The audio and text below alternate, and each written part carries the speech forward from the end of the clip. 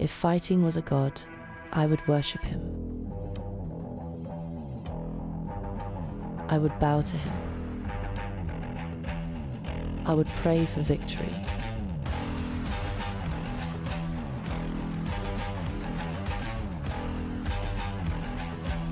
For he only grants opportunities.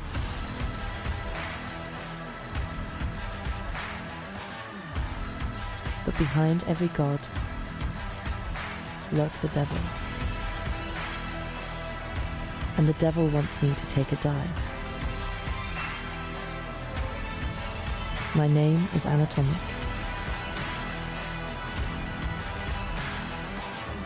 And this is how my legend was made.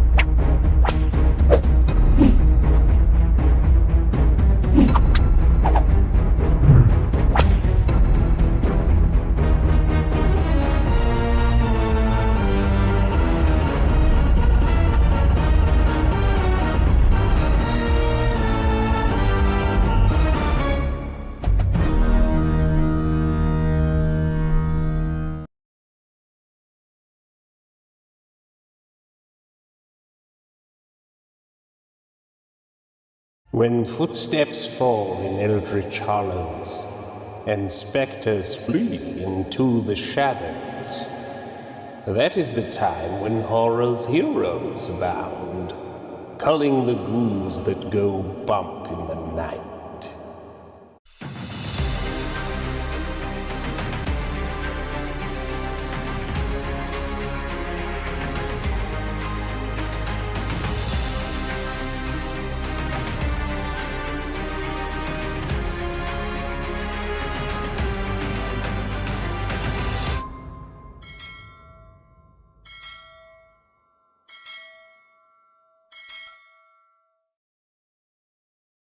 From the heart of Lovecraft country and the birthplace of American religious liberty, my name is SHANTH ENJETI. You're watching SHANTH ENJETI Art, and welcome, welcome, welcome to the show. So it's a Friday, it's 4:21 here on the East Coast, so you just missed 4:20, but it's never too late to get started if that's your thing. If you're at work, probably not a good idea. But here's what I want to say to all of you guys. Welcome, welcome, welcome. And I know it has been a crazy couple of weeks, and it has been very, very intense, and it's been a time of reflection, certainly for me, and I think for most people. And I wanted to just take a little bit of time today to do a stream with you guys, and just to let you guys know how grateful I am for all of your support. But also, one of my favorite things about what we do here on this channel and what we do on this show, which is taking a little bit of time to spend with each other, to talk about art, talk about creativity, talk about the things that inspire us. Because if there's one thing that I've really been thinking about in the last couple of weeks, is that life is right there in front of you. It's incredibly precious. And while you have it, make sure you're living it.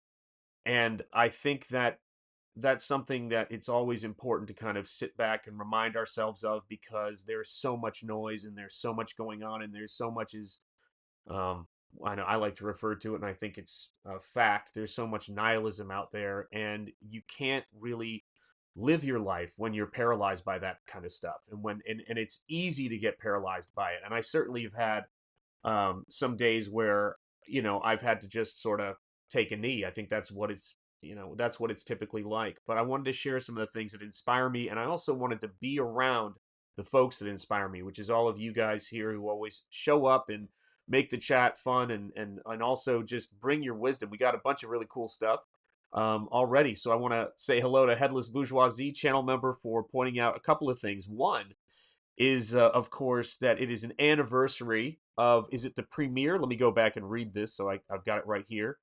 And of course, hail to channel member Lord Hinson Comics Gator. It's great to see you. Nerd fact from Headless Bourgeoisie.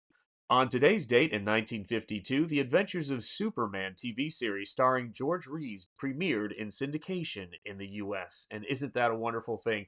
It's funny you bring that up, because one of my first, I guess one of the samples that I showed around my senior year, that I showed to Mark Chiarello and got a really great response, and that I was a part of my submissions package. Not great enough of a response to get any work, but he was really complimentary about the stuff.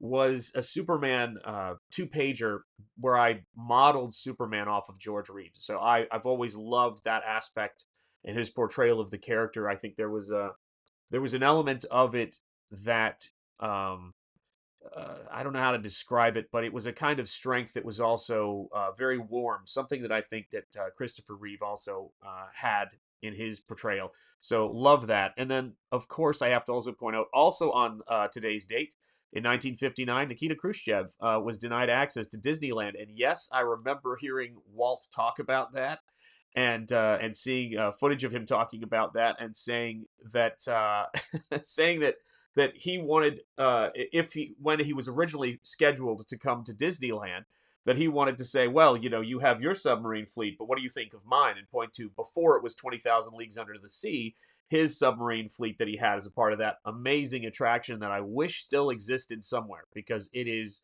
the 20,000 Leagues Under the Sea ride, which was sort of evolved from the submarine ride that they had at Disneyland, is one of my favorite rides of all time that I've ever been on. It's just fantastic. What is up, Brent Mackey? How are you doing? Hi, Shanth. How are you doing? I'm doing better now that you're here, my friend. I hope you are well. Mark's Music Obsession. What's up? Shanth, out and about. I can't watch. Hail all later. Excellent. Well, it'll be ready for replay for you, Mark, and I hope you are doing well on this fine Friday. I hope the weather is all right down there. So, yeah, here we go. Let me see here. Yeah, denied, says Citizen Ronan. Absolutely. Sometimes you got to put your foot down, guys, I mean, the Magic Kingdom, I should say Disneyland, because it wasn't even a Magic Kingdom back then, did have standards at one time for certain things, and God bless them for it. And may we have a speedy return to that. So, one of the things I was doing the other night is, so I had I have the fortune of having my mother-in-law, who I'm incredibly close to. She's just a very sweet lady, and she came to visit us up here from Arkansas. And one of the things that was so fun is we had a chance to kind of well, my wife and I had a nice trip up to the airport up in Boston, and then we had a nice car ride back with her and had a nice dinner and just got to catch up with everything. And I think that's really for me the thing that I like the most about social media and what I think it's what's possible for it. There are many things that I'm sure we've all seen that do make it feel much like a cesspool. But when you the thing I enjoy about it is the ability to connect with people. And there's a lot of channels that I watch where that really is, if someone were to ask what's the underlying theme of all of the stuff you watch, I think it's that feeling of connection and having, a much more human experience. And that's why I like to paint with you guys, and that's why I like to sketch with you guys. That's why I like to show books and hang out and talk about the things that we're into, and also some recommendations, if I may. So, hey, Shanth, I just got off. Mike Wood, by the way, welcome. It's good to see you at work and getting ready to enjoy your show. Oh, I'm so glad to hear that. I'll try to make it enjoyable as I possibly can. Hope you and your family had a good week. We have. Thank you so much. And same to you, by the way. And best wishes. Best wishes to you, my friend. It's great to see you here. So I wanted to talk to you about something. Well, first of all, last night I got in, and whenever I'm excited and I've been spending, had a great conversation, and I was just really excited about seeing family. You know how that is, and so I was up late last night, and I just had been chewing over this painting that I was thinking about doing, because what happens is when people fly in, you get the plane gets scheduled, and then it's like there's an hour delay, then a 2 hour delay. So to kill time while we were waiting to see when we should leave for the airport, I was just going through some things and flipping through a couple of things and some Comicsgate books, and I was looking at this sketch I was working on, and I just said, you know what, I'm gonna go nuts if I just sit here. So I need to do some sketching. I just need to get out my acrylics and just start sketching into this painting, and we'll see where it goes. And so I was looking at this sketch I did a while back of Inglorious Rex, and I just thought, let me just do some acrylic work and just start sketching. So I want to show you guys what I was working on the other night while we talk, and I tell you some of the things I was reading that were really interesting this week. Let me see if I can make this a little less blown out for you guys. There we go. That's a little better. So that way we don't have so much glare. But this is what I was working on, which is a character from Inglorious Rex, and they're called the Vile. And they're just these massive kind of glowing Thulu-like. I like to think that's Yanzi's influence, but I don't know. I mean, it's those two just seem to be in sync with everything. But and maybe that just was a coincidence, because I know she likes H.P. Lovecraft, as do I. But it was one of the things that really stuck out to me as a character. For those of you guys who have Inglorious Rex, oh my God, what number are we on? 2. I think that had the double page spread of the giant behemoth, the prodigious creature coming out of the ground, and you know what I'm talking about. It was just the kind of thing that sticks in your head and makes you want to paint. And so, it's gotten to the point to where um, I was working on getting Nosfero prepped, so all the bonus features are there. Now I'm just going over the type and the supplemental material. Eric Weathers, I want to say thank you to Eric. Eric got some type fixes for me that I needed to have done for the lettering on the oxidized edition of Nosfero. And so, it's great to see that whole thing coming together, and I want to say thank you to Eric for that. And yeah, always great to work with Eric Weathers, and and also fun to paint with the guy too. So let me see here. Let me grab some paints here. So what I'm doing right now is I'm just going to grab some paint and sketch while we talk. So whenever whenever I'm just sort of at a loss for, I don't know, at a loss for any, uh, just horrific or uh I don't know what the word is to even describe it, but whenever my heart is on the ground, we'll use that. We'll use that. I um I sometimes find that I am served by turning to classic works of literature outside of prayer and everything else. And one of the things that was, oh, let me say hi to Alfonso Riley. It's good to see you. Oh, thank Ganesh. Shanth is live, and I can stop sawing the fourth leg off the chair now. Yeah, don't do that. Don't do that. You don't need to do that. Stick with us here. Stick with us. We're making memories, as Dave Stevens said with the Rocketeer comic book. Stick with us. We're making memories. Um, and so I started listening to the audiobook because I've only read little parts of it, I'm embarrassed to say, but I started listening to the audiobook of Moby Dick by Herman Melville. And I love classic literature because and I love listening to it on audiobook because I'm a tremendously slow reader. Absolutely. For those of you guys who are fast readers, I know so many people who are. Mrs. Enjetti buys this a gigantic book that looks twice as thick as a phone book and just demolishes it in a couple of days. I do not understand how that works. And so those of you guys who are able to read incredibly well and incredibly fast, just know that I envy you and admire you. It's the letters just won't stay put when I read; they just turn around and do all kinds of things.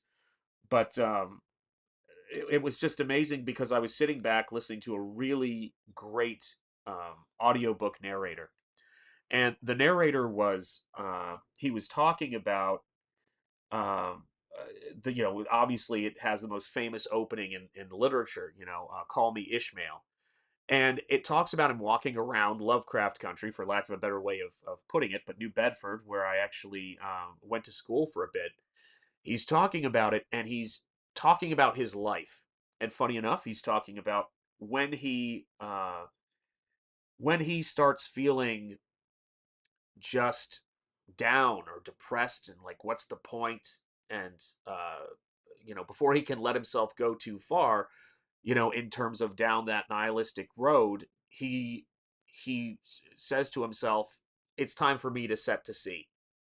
And he talks about how important it is for him not only to set to sea, but also to travel as a sailor. He wants to be paid for his work. He doesn't want to be a passenger, and he wants to go out and uh, do things that are meaningful to him. And to him, meaningful means working. And he says, and he goes, and you have to understand by this point, when we're reading this book or we're listening to this book, depending on how you roll, that the author is talking about a book that's a recognized classic. He's about to relate to you an adventure that is a timeless classic and an incredible work of literature. Heck, we have elementary schools around here and middle schools around here that are, the Herman Melville Middle School. Like, it's that kind of thing, local. And anyway, he starts talking about things, and he says, you know, the things that I do, like going on these voyages, likely wouldn't make a headline. They're of little importance to anyone in the world but me. And he goes, I can imagine the headlines, and the headlines would say, contested United States presidential election. Ishmael sets to sea. And then on the other side of that, conflict breaks out in Afghanistan because, of course, this was between the first Anglo-Afghan War and the second Anglo-Afghan War. And he's talking about all of these things, and it rang so true. And I was thinking about that there have been many big things and important things in my life that I can remember what was going on historically during the time. And I can remember those big moments. But oftentimes those big moments take a back seat to having to do what's directly in front of you, and having to do the things that are on your plate, whether it's going to work, right, going to the desk to paint. And the trick is to make sure that you're dialed in and doing the things, whether it's you need relaxation and sleep, whether you need to make sure you take care of yourself, grab something to eat, whether you've decided, as I'm often notified by people, you know what, Shanth, I think I need to be a painter, or I think I want to write a book, even if it's only me who writes it, or I think I want to go be a photographer. I met an extraordinary student this past year who is, I think, off at school, who similarly had a lot of difficulty with reading and things like that, like I do, if I can say so, and I'll leave his name out of it. Um, but he is has such an eye for sports photography, and a brilliant sports photographer. And I've seen a lot of work, and he's already caught the eye of people who are sports photographers, and seeing his work in high school. And it is whoops, just dropped my brush. Hopefully I can find it. Now this could be a problem. Where did you go? Ah, there it is. He's a brilliant, brilliant sports photographer, and I was so impressed by his work. And what was so great is you wouldn't know it from him because he was such a humble guy and such a shy person. But when he showed his work, it came alive. And when you saw his photography, that's where he was putting his energy in. That's where he's really just living it, like he was just in it. And the language and all of the obstacles of that I mean personally for me I was facing when I was younger and still have experiences with, like dyslexia, they all fade away when you get to this thing that you're doing. And that thing you're doing, whether it's being somebody's friend, even it's being someone going into a comic shop and buying a comic book, being a backer on an independent comic book campaign, going buying a ticket for a movie you really want to see and somebody that you want to support, um all of those things, picking up the phone and calling somebody that you care about, all of that stuff is the best use of our time. And for me anyway, it's what I have to remind myself, because I think I run into things sometimes where I can get so wrapped up in external stimuli that I just kind of, what's that quote from the Ken Burns documentary in the Civil War where he says, like a duck hit on the head, is kind of how it rolls. Let me see. Oh my gosh, Nomad Damon gifting a Shanth Enjeti membership and Pity Ma receiving that membership. Excellent. Let me get to that. I'm going to get to that in a second, Nomad Damon, and welcome, channel member. Halloween is coming up, and there are, God, reading. There are tons of Vincent Price reading Poe. Yes, I listen to those. I love those on YouTube. I can't think of a better channel to show. Oh yes, to show it on Shelf. Yeah, absolutely, I should. Um, Brent McKay says, "Read in the Heart of the Ocean." Sorry, in the Heart of the Sea, by Nathaniel Philbrick. It's the story of the whaling ship Essex. Yes, indeed. And so my late father-in-law, God rest him, and my mother-in-law told me about that book pretty soon. I think after it came out. Well, actually, maybe not. I don't know what year it came out. Maybe you can let me know, Brent, what year it came out. But they were both reading that and they were talking to me about it. And I had never heard that story before the book. Because again, I was not known for my reading prowess in my youth. And I was absolutely shocked by that story. And I think Ron Howard did a movie of it, which I haven't seen. But yeah, I mean, Essex is, I think about everything in Lovecraft country is named some kind of Essex. I went, the college that I taught at before I left the teaching field was a college that was actually on Essex Street, believe it or not, in the town it was in. It came out in 2000, so it must have been new. Must have been new because my wife and I got married in 2000. So that must have been either right before we got married or, yeah, right before we got married or shortly after we got married. Because if it was on the same day, that's terrifying. What is up, Mechanoid? How are you doing, Poe? That's Teletubbies, right? Yeah, absolutely. And listen, I had kids. We did the Teletubbies thing. Oh, so Nomad Damon gifted a membership. Let's get down to business. Let's get some cheerleaders here for Nomad Damon. That's what I'm saying. Welcome, Nomad Damon. Happy Friday to you, my friend. Charge! Charge! Thank you, Nomad Damon. You are a gentleman and a scholar. And again, I hope you are having a wonderful, wonderful Friday. So as I was, reading this book, and it's the same thing with movies lately. I've been going and watching a lot more older movies than I've been watching new movies, and I guess maybe it's the aspects of the price point, but it takes a lot to get me out to a theater because there's this beautiful quality of time travel and being transported by those works. And the next Pizza Live we do is going to be the 1916 20,000 Leagues Under the Sea. And the thing about the 1916 20,000 Leagues Under the Sea, oh, excellent. Hope you're all keeping well. Just finished story time. There you go, Mechanoid. Excellent, excellent. And it was it's such a miracle because they went down to the Bahamas. In fact, Walt Disney went to the same filming location when he did one of my favorite movies of all time, hit the Walt Disney Max Fleischer, not Max Fleischer. Oh God, I can't believe I'm blanking on this. I must be tired. Why can't I remember this? Hold on a second. Richard Fleischer. God, that was embarrassing. I have the poster right over there. The Richard Fleischer 20,000 Leagues Under the Sea filmed in the same location.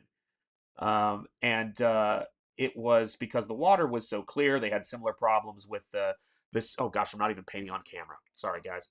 They had similar problems with the seabed coming up and creating all this floating sand, and it was very difficult to film. But you look at this stuff, and they actually at the start of the credits they have a little bit of film of the people who created and invented the camera system they're using, just standing there and smiling and looking at the camera. They take their hats off, and you just go, that technology, think about that. Being able to see sharks underwater in 1916, what that must have been like for everybody. And so much was going on in 1916. So many things were going on in the world, and but when I look at that movie, I don't even think about that, and that is, I mean, I think about it, but it's a miracle to me. It's a miracle to me. Yeah, here we go. So, World War, God, how is this possible? World War One started on July 28th, 1914, and and lasted until November 11th, 1918. So, 1914 to 1918. What happened in the middle of World War One?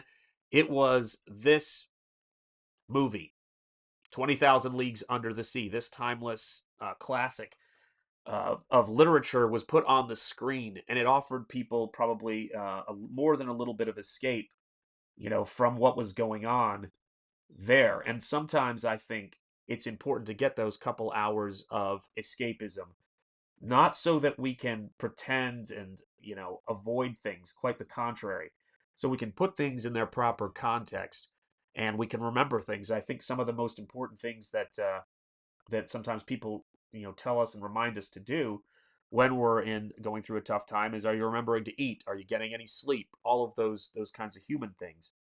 And what are the things that you can do that are not going to allow you to miss out on this very, very precious time we have? And yeah, it's definitely something I've been thinking a great deal about. And I was working on Springball this morning. For those of you guys who haven't backed it yet, the link is in the description of Springball, and Nosfero is going to be closing soon because it's looking so good. Both of those books are looking so great. But I was working on the final type for the bonus section of Nosfero, but then I was also uh, realizing today that Springball needs two more spreads of story in it. One is to show Springball's, I don't think I want to call it his lair because it's not really a lair, and I don't know if I'd call it his hideout either, but I guess it kind of is. But there's going to be two spreads that are going to be introducing that in this book because I think it's important for people to get a sense of the character. But then there's also going to be another spread just to add another little element of Lovecraftian and Evil Dead-esque horror to this book and its climax. And so that's kind of an important part of it. And so the book is now going to be I got to rough in the pages, but they're still going to be there. The book is going to be 30 pages right now. So Springball is going to be 30 pages of comic book and story, not to mention, the bonus section that I always have. So it's going to be a pretty good sized book, and it's going to be 8.5 by 11. So it's going to be a large book in the sense of its scale as well. And so all of the pages from the first edition of the book, which you can get if you want to see those, that's available in the throwback edition of the book, which you can get. That's an add-on, and I believe it's also its own tier if you want to get a look at what Springball issue 1 looked like back in the day. There's a throwback edition of the book. And the throwback edition of the book is going to be really wild to look at because it's comic book formatted. And for me to do this book and for me to make Springball what it's going to be at the scale it's going to be, I had to not only recompose things, but there are new panels. It's all new, and I think there's something great about it. I think you'll get a kick out of seeing the first version of it if you haven't backed that yet. It's well worth backing. So let me see here. Let me see who we've got here in the chat. We've got Russell Tyson. How are you doing? You need to do a black velvet painting, maybe a Cthulhu Elvis. I would love to, actually. That would be fun. Yeah, I was telling somebody about this. I don't know what it is. I like working on toned paper. I like working on gray paper, but sometimes I just really enjoy, and lately I've just been on a real big kick about it, working on black canvas because I just like pulling the highlights out of it. Even if I go and knock everything back afterwards, maybe it's the dyslexia. Who knows? It could be the dyslexia for all I know. But I like to go back and then knock those things back, but start with the dark ground, and so I can move things around. And for those of you guys who are wondering what the heck I'm painting a creature from Shane Davis's Inglorious Rex World, and there's a link to the Annatomic campaign in the description. And for those of you guys who haven't backed it, it's got Anthony Gonzalez Clark's great work in it. It's written by, I think, Shane and Yanzi, if I'm not mistaken, are both writing on that, but I could be wrong. I know Shane is for sure, and then there's of course also Aaron L. Fetchy, if I'm not mistaken, is doing a is it Aaron, actually was it Aaron L. Fetchy? Now I'm blanking. I just totally feel like I blanked. Is doing a supplemental. Make sure I'm right on that. Did I get the name wrong again and grab someone else's name out of the ether? It's been one of those weeks, as you guys know. So let me see here, and let me just double check something real quick. Alrighty. Sorry, just got a picture from my daughter, my wife, and my mother-in-law. So 3 generations are hanging out there. Cute to see. Very cute to see. I love seeing that stuff. Puts me in a good mood. What is up, Zombie Boy? How are you doing? It is great to see you, my friend. So yeah, so if you have not had the opportunity to grab that, make sure you do. It's going to be well worth it. The artwork is great. Anthony Gonzalez Clark also did some work. Gotta take some Advil. Also did some work on Graham Nolan's Joe Frankenstein, book 3. So if you haven't seen that, oh, I got it right. Thank you, Headless Bourgeoisie. I appreciate it, man. I tell you what, you know how it is. I don't know whether to scratch my watch or wind my behind sometimes, as they say. And it was Anthony Gonzalez Clark just did some really great work with Joe Frankenstein, book 3, and of course I got the Basil Gogos inspired cover by the one and only Graham Nolan. I mean, is there any other Graham Nolan? And that was just such a great cover because he went nuts with the color, and you guys know me, I love to go a little nuts with the color when I'm painting, as you can see right here. And he went very Basil Gogos. He went very what's the word I'm looking for? Uh, Very Basil Gogos, and then also still with that great Graham Nolan composition.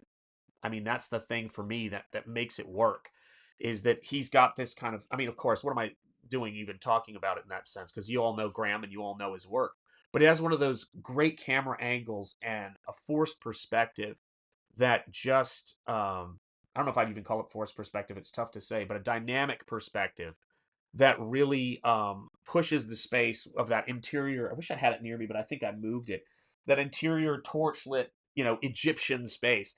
And when Anthony Gonzalez Clark was doing the work of these, I remember the particular spread of the characters who are these kind of like ninjas in a sense, jumping across rooftops. I got a tremendous kick out of it.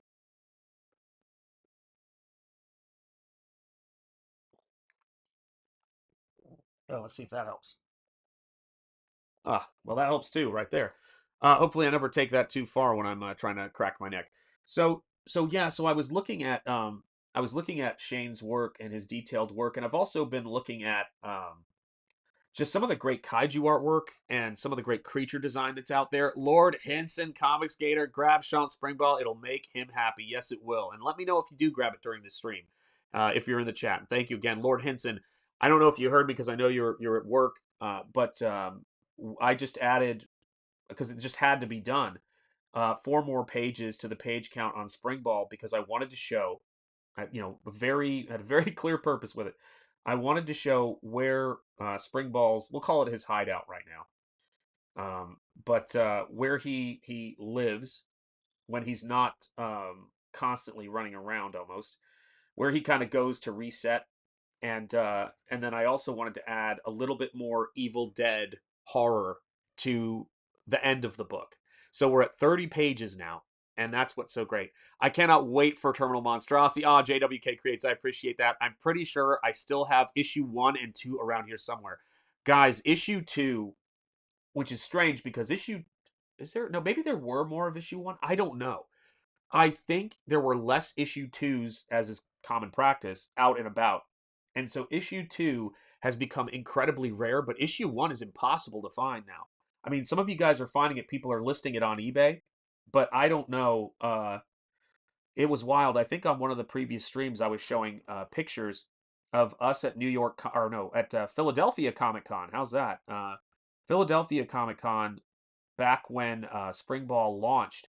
And I was down there with a young Mrs. Enjetti. I think we were newlyweds at that point, and a friend of hers at a booth. I was doing head sketches and selling preview copies of the book.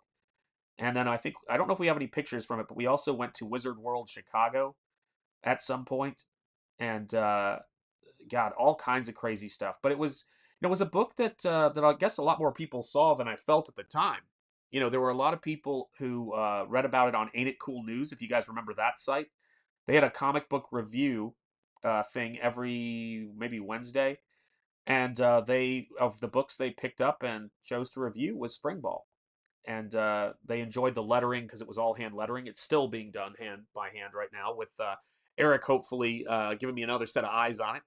Mr. Monkey Boy 1969, it is great to see you. Siege Perilous, how are you doing? It's great to see you. Hail, very Stygian, Shanth. Wow, that was tough for me. That's a lot of vowels, but I finally got it. I finally got there.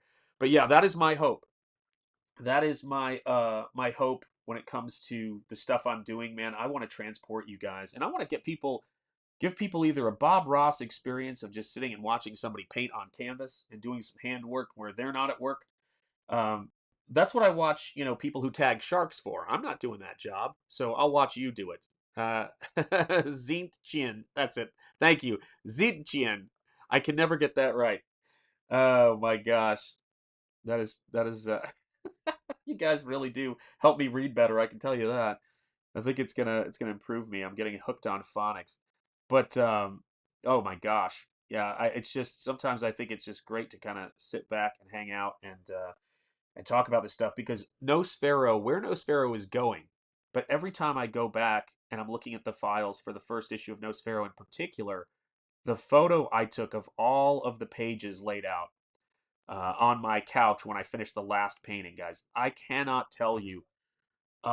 It's the first fully painted comic I've ever done, and absolutely, hello, Siege Perilous. Um, it's the first fully painted comic book I've done. It's the largest single body of work towards. Oh, Timmy Mello, hey, what's up, brother? How you doing? I hope this Friday sees you well. And this is the thing. I looked at all of those pages and I was just staggered. And I do a lot of artwork all the time. Like every corner of this studio is packed with artwork because I've been constantly learning and working stuff that people don't see. Sometimes it's figure sketches and stuff I certainly can't show on YouTube, which is nude female figure sketches. But um, it's all a part of trying to hone your craft and get better and better and better. And so when I'm on stream, sometimes it makes sense because I'm talking and painting at the same time. Unless I'm in a groove, I've got these little, things that I can work on and have you guys get to see the process because who knows, maybe somebody who has always been afraid of painting or wants to just pick up a pencil and draw along and just get lost in it. I don't know. I watch Bob Ross sometimes when I'm making artwork, but also sometimes when I'm not.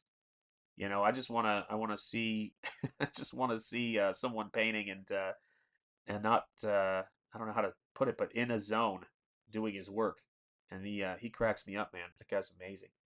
But yeah, I asked Shane after a stream about the eye count on this creature, and he said, well, um, that his idea for the creature was that he had several eyes and they were glowing between the gaps, but he kind of hadn't really overthought the anatomy on it. So I felt like that gave me a little bit of free reign for it, and that's what excited me about doing it because we have a similar sensibility about things. Heyo, Timmy Mello, says Lord Hinson, Comic Skater. Let's see here. Yep, Timmy, hand, that's right, waving there. And let me see here. Lord Henson saying, what up to Mr. Monkey Boy? What's up, Michelle Bowers? How are you doing? Hey, Shanth and Chad. Hey to you, Michelle Bowers. What are we doing out there in that picture? Are we fishing? What are we doing? I feel like you've got something. Is it a sword? I think it's a sword, but I wasn't sure if you were shark fishing or something. You never know. You never know with you people. You could be fishing. You could be swinging a katana blade. You never know. I mean, that's kind of how it is sometimes. But yeah, because I mean, that might be on my mind because I was just watching people out in Massachusetts. I saw this YouTube video of these folks out in Massachusetts trying to tag great white sharks, and the great white shark came up right under the platform the guy was out on, right on the bow of the ship, and tried to bite him from below. And I thought, that's not the line of work for me. I don't think I'm all right with this because we've had a huge increase in our seal population right now up in the Massachusetts and the Cape area. And so we've had a huge increase in great white sharks off the coast there. And so they're not playing around. They are not playing around. That's a big fish, as Quint would say. And yes, for anybody wondering, this is Quint's hat. I made sure I'm starting my 50th year, or yeah, I just completed my 49th year. I'm starting my 50th, so I just turned 49, and I thought I need to embrace the Quint aspect of this. Aaron wanted me to take a pic with my sword, so I abided. Well, sometimes you got to do that. When Aaron has a request like that, I say do it. And well done, Michelle Bowers. Very nice. So let me see here. Mr. Monkey Boy is saying, Siege, good vibes. It is great to see all of you guys on this fine Friday. If you haven't hit the like, please feel free to do so. It always helps. You can see every now and again, and it depends on times of day, and it depends on what you're streaming and everything like that. But there definitely been a lot of moments of views disappearing and things like that, and you just kind of have to know that's going to be the case sometimes on YouTube. So the things that you guys do really make a difference here, and I appreciate it very, very much. So hello to everybody watching on YouTube, everybody watching on X. It's great to see you guys, and I hope you are having a meaningful Friday. And if this is the end of your work week, I hope that you are looking forward to a relaxing weekend. And if it's the start of your work day and the beginning of your work week, I wanted to hopefully put a little spring in your step, little spring ball in your step for who knows if that's the case. Maybe it is. And enjoy yourselves because that's what we're here to do. So, yeah, I was working on and adding 2 new spreads to Springball for the story. So it's going to be a 30-page book. That's how it always goes with these things when you want to really flesh out the story. What's up, Sleeping Psychopathy? Gosh, I almost read that well. Sleeping Psychopathy, let me see here. Just the guy I needed to ask. Where should I start if I want to read Lovecraft? Whoa, Sleeping Psychopathy. That is a question. Oh, my man, Eric Hupfels, channel member and gentleman and scholar in the house. It is great to see you. Just throw some sharks on the sharks on some pizza. I don't know about that, but that sounds interesting. Oh, I want to start listening to audiobooks at work. Okay, so let me start with, and hail Spaceman. How are you doing? Every time I see Spaceman, I want to go, it's Dr. Specimen. Let me see here. Long time no see, indeed. How are you? And how's lovely Mrs. Enjetti? She is fine. Thank you for asking. She is spending some time with her mom, who came up to visit, who I love dearly, and my daughter. So 3 generations are hanging out, and heaven help the local marshals. We'll see if they can survive this. Eric Huffle's throwing some sharks in the chat. Bone Heap, it is good to see you. I hope you are doing well. And Russell Tyson, again, great to see you. Shanth had a handful of happy mushrooms before painting this. Yeah, well, gosh, what was it? I remember there was an interview with Jeff Darrow, and they were looking at his artwork, and they said, "What kind of drugs do you do?" And he said, "Somonex and Metamucil." So, whatever Fickles one's tancy. So I want to start listening to audiobooks at work. What H.P. Lovecraft? Here's the 2 audiobooks I would say to start with. And it's tough because there's your favorites, and then there's the ones that you would say, okay, that's probably the best work. I don't know. The Dunwich Horror, which is a big influence on elements of a lot of the stuff I do, but also on Nosfero. It's an influence on Nosfero. And then the one that's a big influence on Springball and is a masterpiece as well is The Shadow over Innsmouth. The Shadow over Innsmouth, the world of Springball, is a cross between Max Fleischer's Metropolis and the real life Providence, Rhode Island, which was H.P. Lovecraft's stomping ground, and incidentally where I went to college. And then Innsmouth. The Innsmouth. There are so many references to Innsmouth and Dagon and that whole mythos. But Shadow over Innsmouth is probably one of the most incredibly gripping, horrifying action stories. But the first Lovecraft I ever read was The Thing on the Doorstep. And it's funny to me now because The Thing on the Doorstep is such a small story, if that makes sense. It's on the outskirts of the Lovecraft mythos while still tipping its cap to it. It's a very small story about an older gentleman, married gentleman, and a kind of young but overly sheltered, precocious kid who's spoiled and really has faced a lot of adversity, who falls in with a very dark uh, woman who he ends up marrying naively at a young age, and then he learns she is into some incredibly dark stuff and may not be who she says she is. That book, The Thing on the Doorstep, when I got to the ending, my heart must have been racing when I read that book. The Thing on the Doorstep is absolutely terrifying reading, and it just sucked me in, man.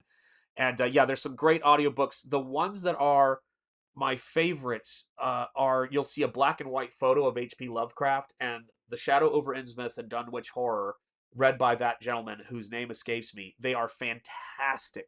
Fantastic. Yeah, Shadow over Innsmouth is fantastic. Yeah, everybody's in the chat saying hello, hello, hello. Yay, adding them to the queue. Thank you. You are very, very welcome. Oh yeah, love that about YouTube as well.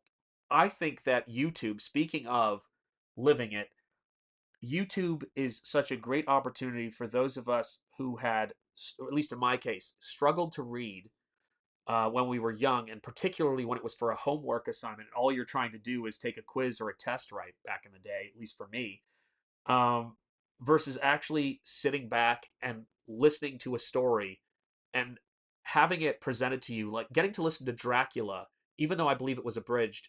And I do read these books as well physically, but it's easier for me to experience the story.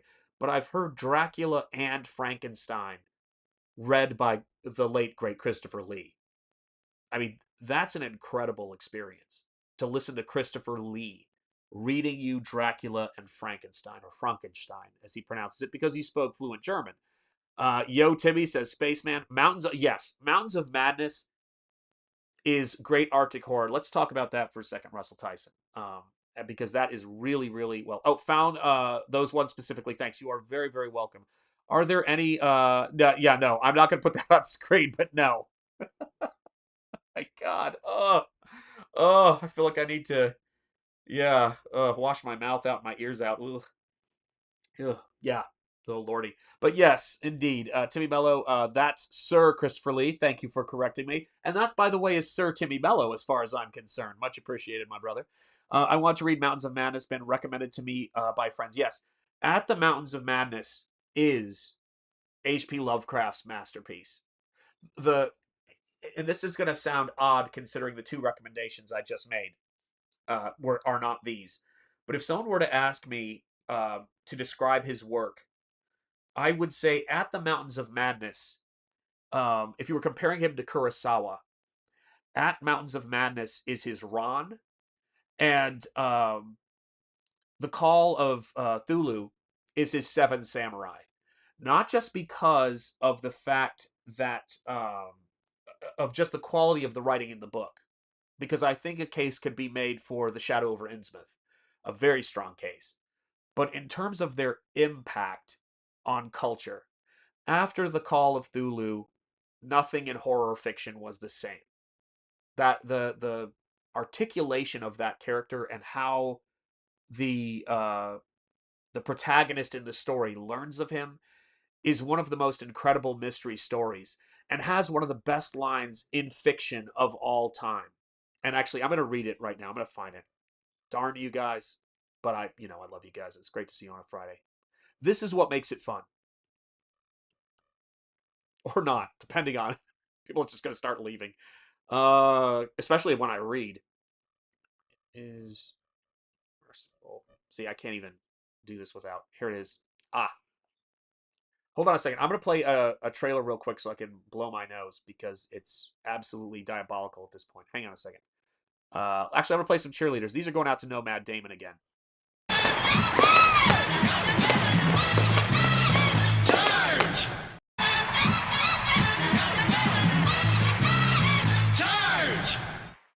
I don't know what's in the air, but my allergies have been diabolical, but they always are. I cannot wait for fall and winter. I know some people hate that in New England, but we are where we are. Okay, so let me read this to you guys because this is one of the best starts to a story you're ever going to have.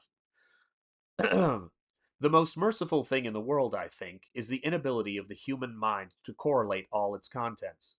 We live on a placid island of ignorance in the midst of black seas of infinity, and it was not meant that we should voyage far.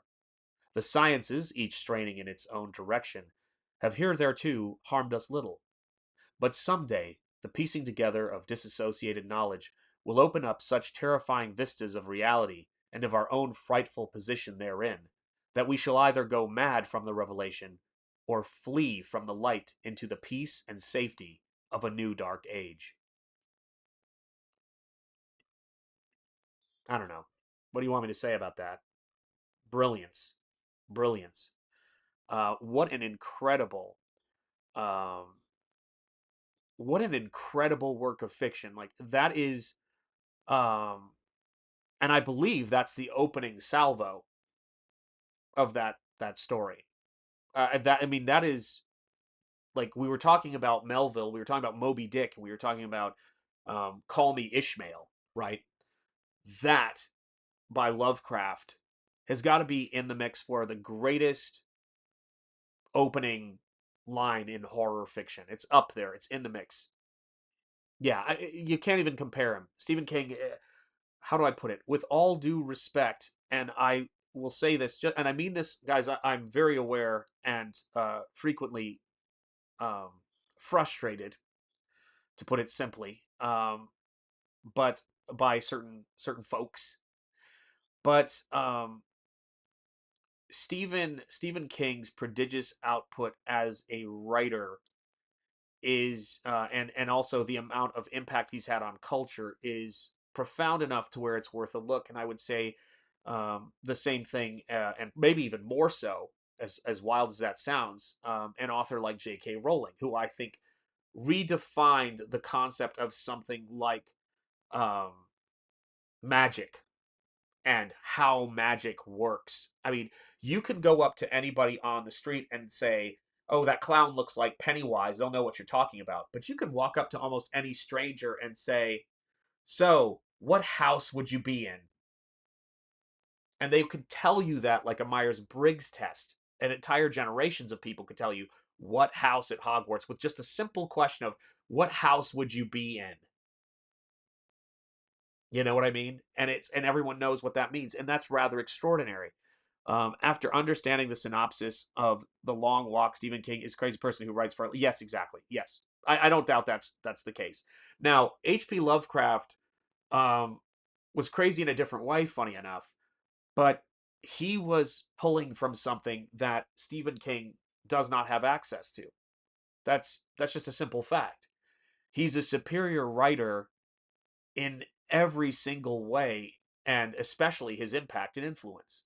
Like if I have the choice in terms of reading various authors, I'm going to go to the classics, and only rarely am I going to see something that really jumps out at me that's contemporary because of what's it offering me. And I think that H.P. Lovecraft is part of the reason why they went after H.P. Lovecraft to cancel him, which I think, as excruciating as such a thing is, people should wear it as a badge of honor on certain levels. And I know a thing or two about being impacted by these insane politics. But I think going with it is almost a sign of mediocrity and also just um, poisonous and dysfunctional envy. And for when I see artists doing that, it's downright disgusting. And the fact that H.P. Lovecraft needed to be canceled from Beyond the Grave, the fact that Shakespeare needed to be canceled from from Beyond the Grave, it just shows how powerful they are and how threatened by excellence the cancelers are. They're threatened by excellence, and we shouldn't. We should pay them no mind, and we should give them no quarter either, which is again why I say give nihilism no quarter. It's a sincere do not bring people and do not open the door to people who only want to bring destruction and ruin to all around them. It's a simple thing, but I've heard so many people wax philosophically about various elements. Um, yes, he absolutely was. Yeah, like his father had. Funny enough, when I went to go visit where H.P. Lovecraft was buried, I also passed by Butler Hospital where his father died, going insane. And this is the thing about all of this stuff, which is excellence is such an important facet of our being. It actually is what elevates us and lifts us up. And a legitimate war on excellence is the truest form of nihilism. And so when I say give nihilism no quarter, what I mean to say is force people to deal with things on their merits and do not let yourself get drug into, or worse still, um, be, destroyed by their poison and like, appreciate the contempt of it. And it really is a remarkable thing. It's a remarkable thing to be in a space where you have people who are backing books and supporting creators. And by the way, a Nomad Damon gifted you a membership, Pity Ma, so welcome. It's great to see. All hail was watching on TV. Thanks, Nomad Damon, for the gift. Yo, that's wonderful. I love hearing it. Before I could even get to it, you knew. Lovecraft was haunted by the fear. Yes, indeed. So there's a documentary on H.P. Lovecraft that came out a number of years ago. I think you can watch it online for free, if I'm not mistaken. And I went in and I edited the documentary because I felt as though there was a lot of, with respect to the people who made the documentary, there was a lot of stuff that was really useful and interesting in it, but there was also a lot of kind of bloviating and frankly people talking about themselves in certain instances as opposed to H.P. Lovecraft, or people supposing things that were, I think, part of the problem. You try to create a documentary about someone, and people make the documentary about themselves when they're being interviewed. Um, the lowest hanging fruit, and it's easy to cancel the dead. Yes, where the dead can't speak or defend themselves, or can they? Yes, exactly. Even death may die, as H.P. Lovecraft said. Quality raises the spirit, and it will win out. And I 1,000 times, amen. So yeah, so think about this. I'd had people come to me. Yes, indeed. Timmy Mello, 100%. Timmy Mello appreciates your comment, so I shall read it again, Siege Perilous. Quality raises the spirit, and it will win out. That is giving nihilism no quarter. Yeah, take that and put it on your mantle and let it guide you. That is an outstanding way of putting it. Well said. It's, yeah. There's enough wisdom in the world, whether it's Marcus Aurelius's meditations or the works of Epictetus, and the wisdom he had being a Greek slave and then becoming one of the most influential philosophers and thinkers in the Roman Empire.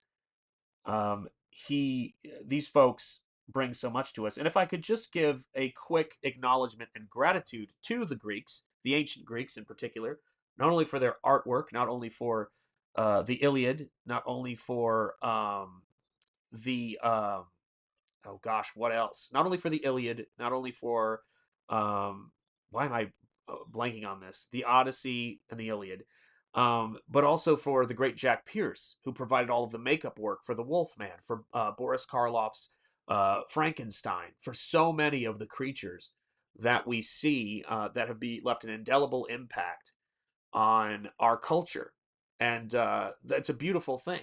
And I'm very grateful that they, in the case of Jack Pierce became an American and contributed to our culture, which is the best form of thank you that an immigrant can give to this country, is to contribute in a positive way to our culture and embracing our ideals, which are the best in the world as far as I'm concerned. So there you go. And by the way, thank you to the Greeks for some of that as well. Let me see here. Here we go. All right, let me see here. Spaceman saying hello. Blue smiling hand waving. Damn, why are we glazing? the Greeks today. That's right. Listen, my friends, so many likes have been given. Indeed, indeed. Yes, indeed. Thank you guys for all of the likes. The king of stoicism, Marcus Aurelius. Do I have Marcus near me here? Do I have his work here? I usually have these books kicking around somewhere. I was wondering if I had Marcus near me. Interesting. I don't know that I do, but I should always have Marcus near me. Where is it? Got this book here. That bag. Oh, that's frustrating. I usually do have Marcus within arm's reach. Hold on. Okay. We'll get a correction. Just out of arm's reach. It was right about a foot and a half away from me. So, yes. Marcus Aurelius Meditations. It's always nearby. Well loved, as you can tell from the corner. So, there you go. And welcome, welcome, my friend Pastmaster Dan. How are you doing? It is great to see you. Um, was that the documentary with Guillermo del Toro? Yes, yes, and yes. I think you know exactly what I'm talking about. I can do my Neil Gaiman imitation if you guys want. If I see, actually, I don't know how good it is, but it's just how I feel about it when I see it. It's nothing for to take on the road. Sorry, I have to bounce. Well, spacemen, take care and have a wonderful Friday. During a break from work. Thank you, Shanth. Have a great weekend, all. You have a great weekend as well, my friend. And howdy, howdy, says Lord Hinson, Comic Skater. Everybody's saying hello to Pastmaster Dan. Cursed Hearts, Heart Creations. Sorry, Cursed Heart Creations, not Cursed Heart. See, that's just going to happen with us. Because you got to emphasize the end of the word in the South. So you got to say backyard, or sorry, the front of the word, backyard. And how do we do it? See, I can't do it without I'm not thinking about it. Online. So maybe it's the first. Dyslexia is a nightmare. Anyway, it's great to have you here, my friend, and I hope you are doing well. The original Wojak face meme, yes, indeed, indeed, indeed. But yes, so the thing about it is that you'd hear Neil Gaiman and he goes, I don't know how to really describe the book. There's not really a plot. It's just he always, how do I put it? You get the sense when he's talking that every single thing um yeah, no kidding. Art and Times of Jay Ryan, no kidding. No, it's actually worse than that because I haven't liked him for some time, to be honest. I know that some people enjoy his work and his fiction. Wonderful. I'm sure I have some of it here. Um, there's been, he's done some interesting stuff to be sure, but I think it's safe to say that when I was watching Neil Gaiman champion cancel culture, particularly with Richard C. Meyer and John Malin and your boy Zach when they were doing their book, you start to realize what people's principles actually are, and to me that was kind of shameful. 4 months of membership from Nomad Damon. It feels like it's been longer, Nomad Damon. That's so great, though. 4 months membership. Happy Friday, all. Speaking of all-time greats, seeing your Ralph McQuarrie books on your shelf got me finally to crack mine open. Fantastic. Ralph McQuarrie. Need I say more? What a legend of film design and cinematic inspiration of making the imaginary concrete with that high level of detail and industrial design background. He is incredible. These cheerleaders are for you to celebrate your 4 months and the many memberships you have gifted, Nomad Damon. You are appreciated. And the super chats, by the way, as well. They do not go unnoticed. They are put to good use in the form of brushes and paint. Thank you so much.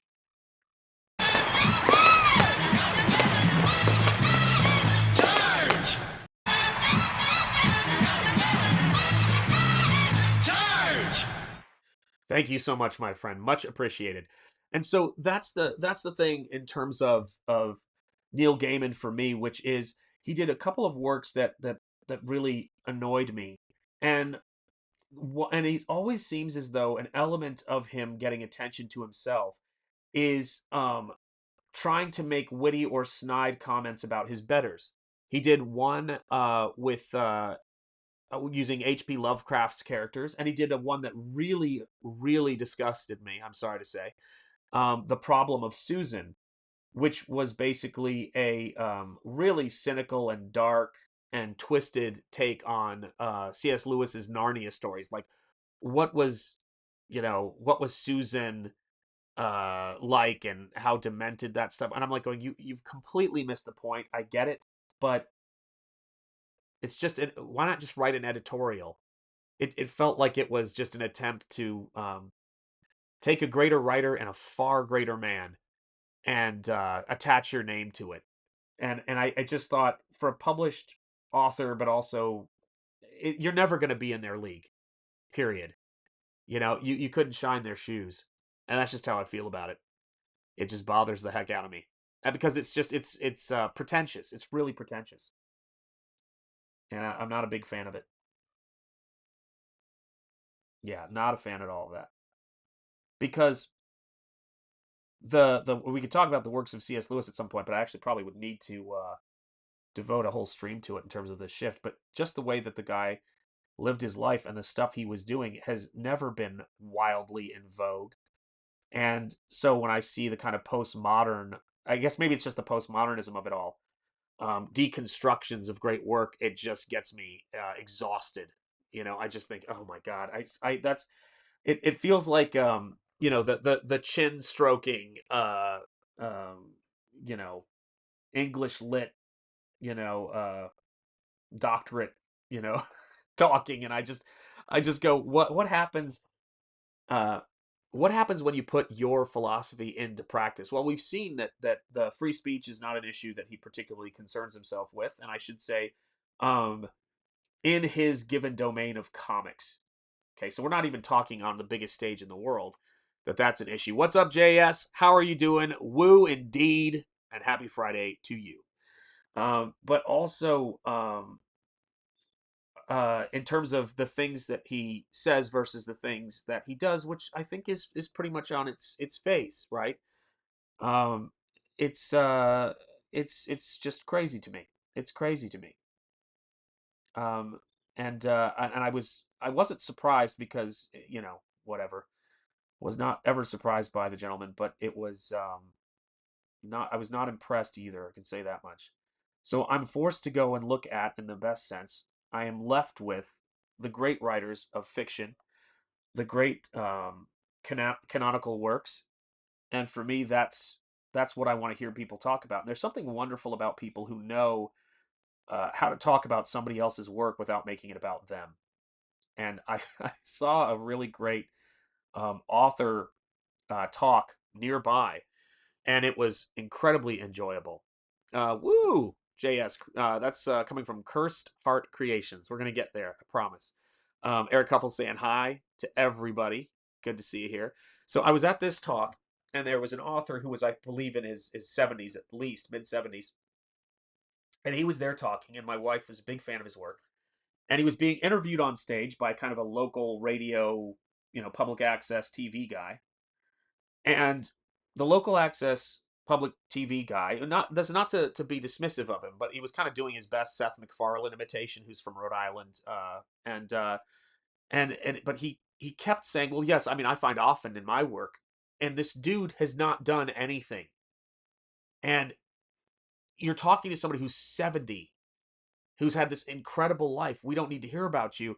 And finally, what was quite hilarious and almost, I was like, ooh, man, like, because it was annoying me, and then I felt bad. It was like, it was rough. Is the author goes, have you noticed how he has to make everything about himself to the audience? And then the dude just, I was like, wow, fatality was rough. What is up, Rocky Ballesteros? How are you doing, brother? I hope everything is singing out on the West Coast. I believe it is 2:25 out there, and I hope you're having a wonderful Friday. Much love to the family. Oh my goodness gracious! So yeah, I saw that happen, and you could feel it. You could feel it. It was a rough burn, but it was well deserved, and it was. And I think it was important for him to kind of point that out, because, I mean, if you're not going to point it out, then when? Yeah, Rocky, says Lord Henson. Indeed, indeed. I'm hoping to have some owls. Let me see here. Oh, gosh, my glasses just fell. I'm hoping. Thanks, Eric. I'm hoping to have some owls up, hopefully within the next couple of weeks. There you go. All right, fair enough. Everybody's saying hello to Rocky, the groomsman with smiling faces. Those of you guys who know the lore of this channel. Rocky was a groomsman at my wedding, as I was a groomsman at his, and he used to use the handle "the groomsman." And I am very, very glad to see him using his name as his handle now, because one of the things that we have the opportunity to do, and what has led to you guys continuing to fund and back both Nosfero and Springball. Links are in the description. And the first two art books I did, which were funded with the fan base I made on Instagram before I was even making comics. That stuff, in terms of now, I mean, I've been making comics my entire life, but um, was the fact that I read something that was really hit me, and funny enough, it was on Twitter, now X, and it was just some person giving some advice about how to be more successful in your life and do things in your life. And one of the things he said was, take risks under your own name. You will take responsibility, but you will also then receive credit. And sometimes doing things, not under your name is, not even sometimes, if you really want to build something, be what you are, and take a stand, and put your, not take a stand in the general sense, but say, this is who I am, and live it, to use the thumbnail subcategory and what this is about. Live the thing. If somebody, I always said this about to my art students, but I'll say this to anybody. If you walk into the average art school classroom today and you said, what do you think they're learning how to do? A person who was looking at it, who knew nothing else about it, you'd say they're learning to be art critics, because they have artwork on the wall and they're talking. People should not be able to know you're not an artist who are in your circle, either by you telling them while you're at your job, I make artwork, I draw, I paint, I do these kinds of things, or excuse me, or by the fact that when they see you and when you have time, that's what you're spending your time doing. And I think one of the big ways to do it is surrounding yourself bit by bit, brick by brick, as Rocky knows well, with the books that you love. You know, surrounding yourself by the work that you love. If someone asked me, what are you a fan of? I'm like, just come into this room and you can see what I'm a fan of. I mean, it's everywhere. I mean, I love this stuff. My desk is disgraceful, as Rock knows, but you see the stuff that's around me, and it's all here. It's all here. This is the stuff that I do. And when I'm doing my work here, and I'm doing my work, let me see if I can get this to, oh, that's actually a good shot, because you guys can kind of see the palette a little bit there. So that's nice. Now I just got to make sure I get the angle right so it doesn't reflect as much. Oh, that's because I have to tip my phone, I think. And then I lose that angle. But, we have to pick our battles here. But that's one of the things, for me anyway, that is really useful. So I try to put books around me that aren't going to put poison in my head. And I just saw a quote about C.S. Lewis, so let me go back. And by the way, Black Riding Hood 2, the sign up is there. It is one of my most anticipated books. John was kind enough to show me some of the artwork he's working on after a stream. I don't remember what stream it was, but he said stick around and I can show you some Black Riding Hood stuff, guys. It's going to be awesome. It's exactly what I expect from independent comics. It's exactly what I expect from independent comics. It's what I want to see. I want to see people pushing the envelope and doing things. There's things in Springball that the mainstream would not touch. And just like there's things in Nosfero that the mainstream wouldn't touch. And I think that's kind of our job, because we should go where they don't go. Speaking of C.S. Lewis, Shanth, the screw tape letters feel like they were written yesterday instead of post-World War I. Speaking of World War I, C.S. Lewis, I believe, was serving in World War I when the 20,000 Leagues Under the Sea of 1916 came out. And so, it's incredible to think that, having experienced everything, his friend, who, oh my gosh, I can't believe I'm Patty, but I'm forgetting his last name. Shoot, because Patty Moore, his close friend Patty Moore, who was killed in World War One. He had seen a lot of tragedy and a lot of difficulty in his own life too, losing his mother at a young age to cancer. I mean, these were formative and painful experiences for him, and he just wrote in such a timeless way that transcends time and made a classic. And it's a beautiful thing to watch. Yes, indeed. New epic John Malin cover on Springball. I love John's cover. What a great guy. Wait a second. Mr. Monkey Boy 1969. What's happening here? Okay, wait a second here. I feel like I missed something.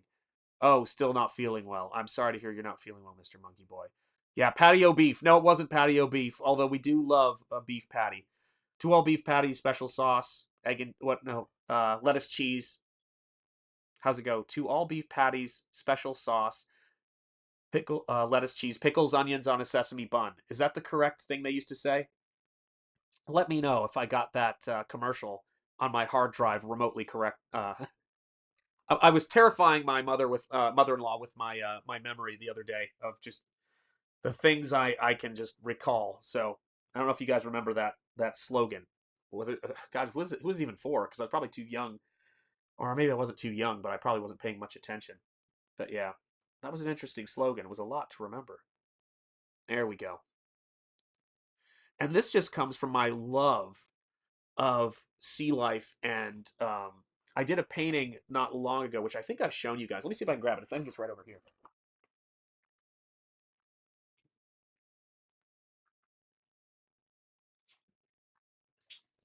To start an avalanche here.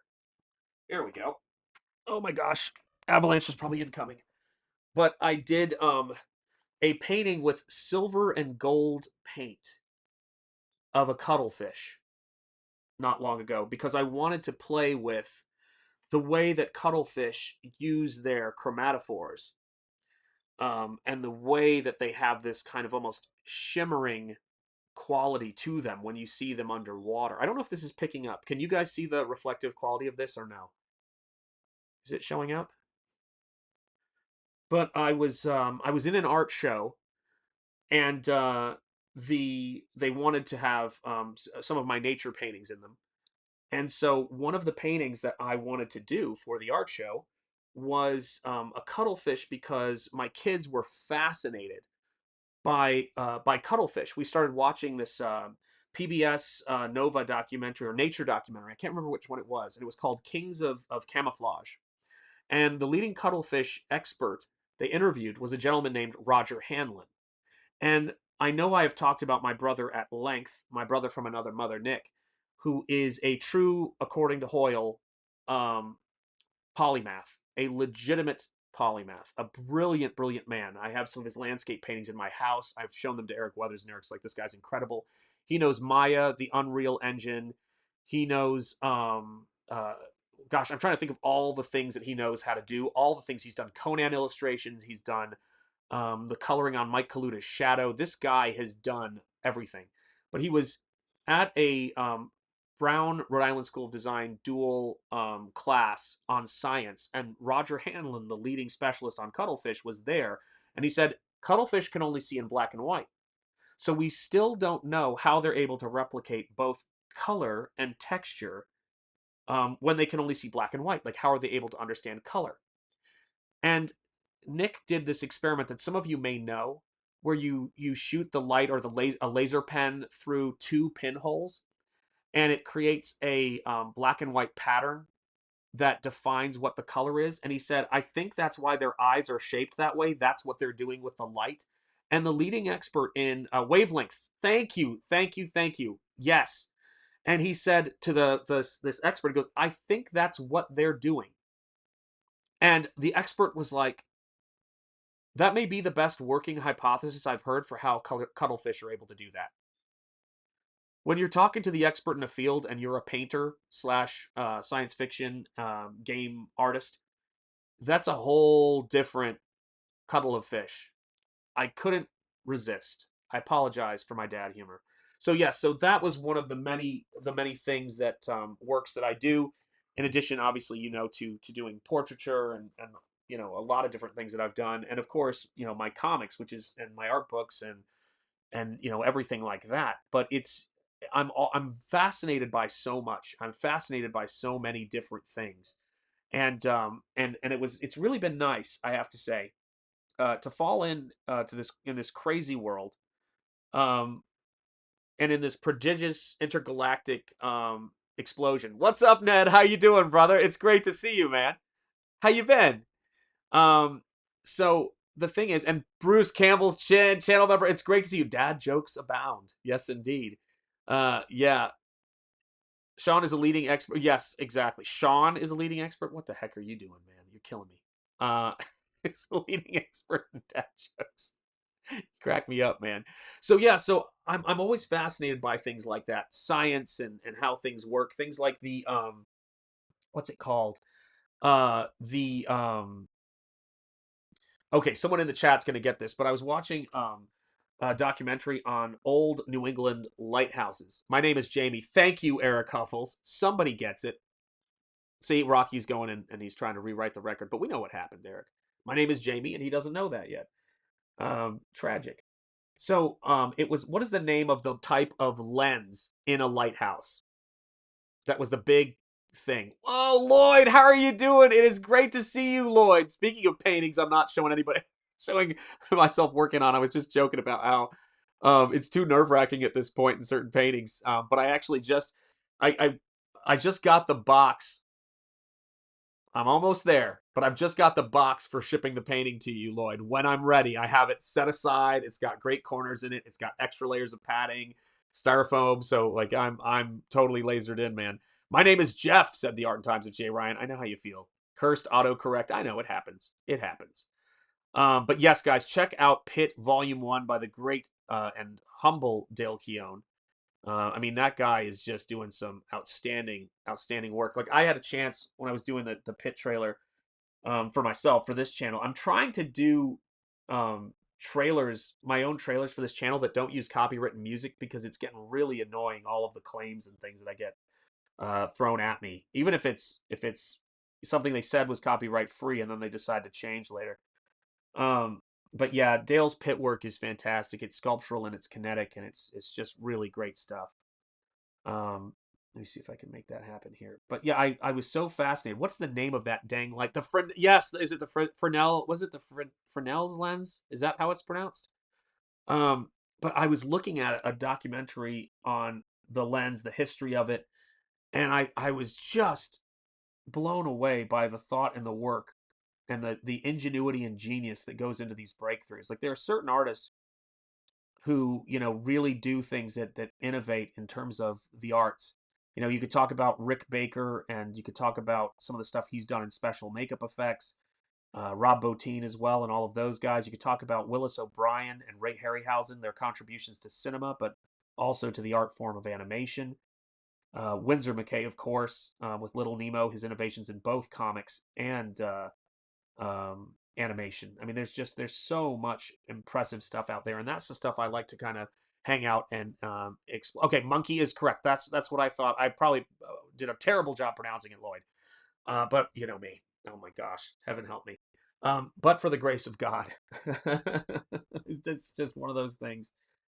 Um, I but it's yeah. I look at the kind of science and documentaries are a huge influence on the work that I do because when I'm working on something and I'm trying to make it believable for you, and I'm also asked oftentimes when I'm doing work on stuff. Sometimes it's, you know, you're going to get notes in terms of making sure the accuracy is there, but 9 times out of 10.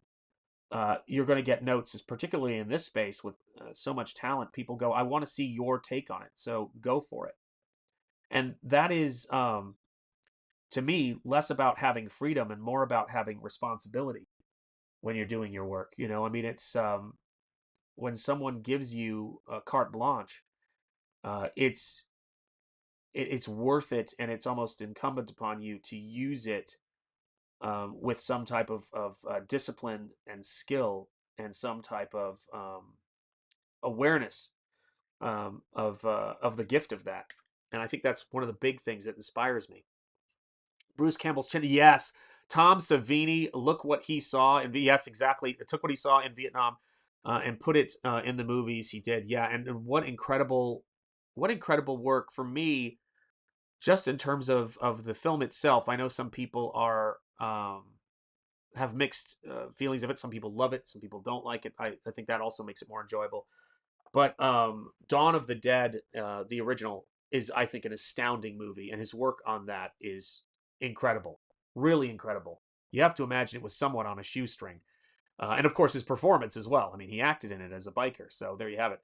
We have an old lighthouse on the Ponce de Leon inlet. Mr. Monkey Boy 1969. I think I'll get a Mexican pizza today. Yes, that does sound good. My gosh.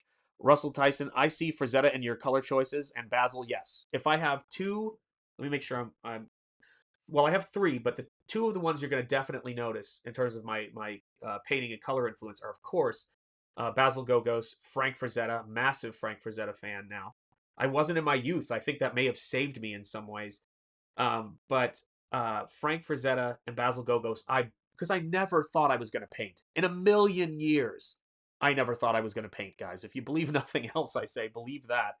Um, I mean, at this point, and I don't know if any of you have found this in your lives, but the older I get, the more I say, if I think of the most ludicrous thing that would never be possible, that's probably the direction I should go in, because it's just yeah, the life continues to um, surprise me and you know cast against the rocks my presuppositions of how I think things should go.